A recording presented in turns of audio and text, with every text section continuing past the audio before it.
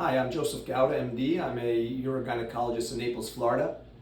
Botox injections in the bladder or in the pelvic floor can easily be performed in the office. I always use the GStirrup because it helps me stabilize the patient's legs, especially in these longer procedures.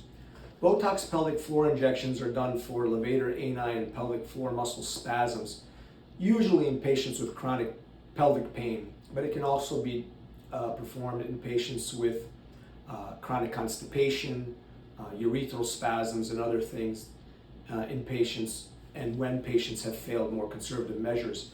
With the patient's legs in the GStirrup, their lower extremities are steady and stable, and they are much more comfortable than the standard stirrups. I typically use a solution of somewhere around 100 to 200 units of Botox mixed with normal saline and sometimes some lidocaine. 1 or 2% lidocaine works great, but it does cause the solution sometimes to congeal, so you can watch for that. It just makes it a little harder to push through the needle. When I'm doing Botox pelvic floor injections, I use a 3.5-inch spinal needle on a 5 or 10 cc syringe.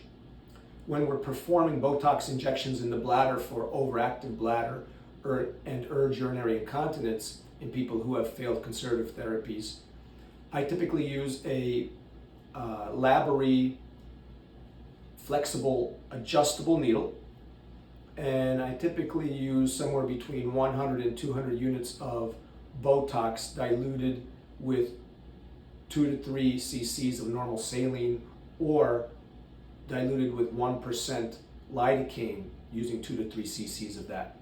The patients tolerate both of these procedures very well. It saves them a trip to the operating room or to the surgery center, where costs can be extravagant, and the patient is able to drive themselves to and from your office. Patient satisfaction skyrockets like this, and I wouldn't be able to do it without some form of steady lower extremity support.